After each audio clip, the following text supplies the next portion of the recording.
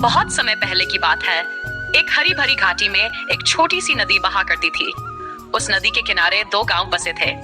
एक गांव में परियां रहती थी और दूसरे गांव में एक चुड़ैल अकेली रहती थी। परियों का गांव बहुत सुंदर था। हर घर फूलों से सजा हुआ, हर आंगन में खुशबू फैलती थी। वहां की परियां दिन भर बच्चों को हंसाती, बीमारों को ठीक करती और पेड़ों को हरा भरा रखती। लोग उन्हें देवियों की तरह पूजते थे। दूसरी ओर चुड़ैल का गांव वीरान और सूना था।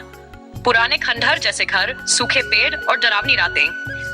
वहां सिर्फ एक ही चुड़ैल रहती थी। उसका नाम था चंद्रवाली। लोग उसे बुरी और खतरनाक समझते थे।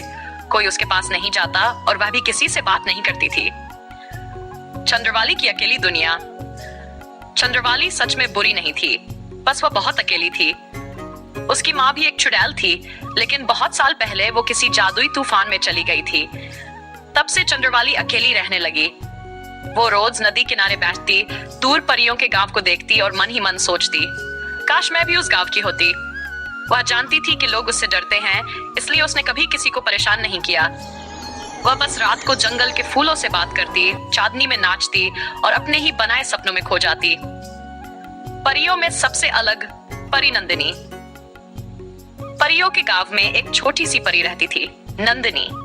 वो बाकी परियों से थोड़ी अलग थी। जहां सब परियां हंसती खेलती थी, वहीं नंदिनी अक्सर अकेली बैठी रहती थी। उसे सितारों से बातें करना पसंद था। वो नदी के पास घंटों बैठी रहती और कभी-कभी दूर उस वीरान गांव की ओर भी देखती। एक दिन नंदिनी नदी के किनारे बैठी थी, तभी उसने देखा कि एक लहर में किसी की छाया झलक रही है। वो चौंक गई।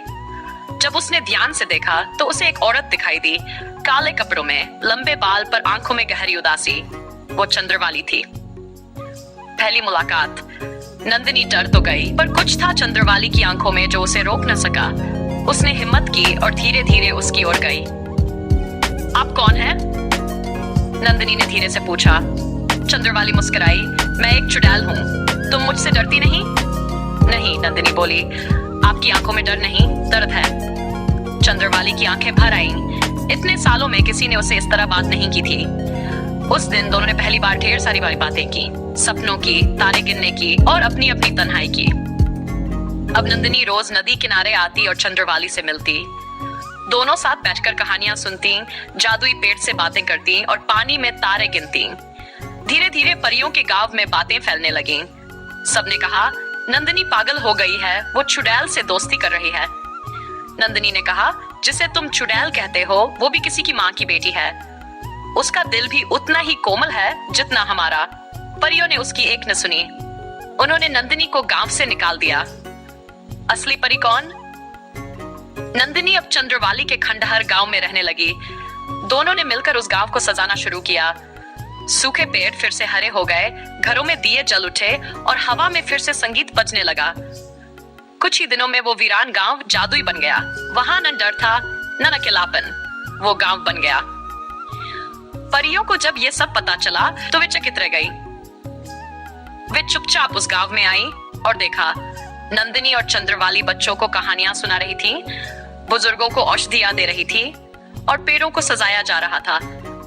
तभी परियों की रानी बोली, हमने तुम्हें चुड़ैल कहा, पर असली परी तो तुम निकली। तुम्हारा दिल सच्चा है। अब वो दो गांव नहीं रहे। परियां और चंद्रवाली एक साथ एक ही गांव में रहने लगे। उस गांव का नाम रखा गया नदीपुरी गांव। हर रात वहां चंद्रवाली और नंदिनी नदी किनारे बैठती, बच्चों को तारे गिनना सिखाती और बताती कि असली सुंदरता किसी के कपड़ों या शक्ल में नहीं, बल्कि दिल की अच्छाई में होती है। किसी को उसके नाम या रूप से मत पहचानो, क्योंकि कभी कभी चुड़ैल भी परी होती है। बस उसे समझने वाला कोई चाहिए। अगर आपको यह कहानी पसंद आई तो इसे अपने YouTube चैनल पर जरूर साझा करें। अगली कहानी के लिए बताएं किस विषय पर चाहिए।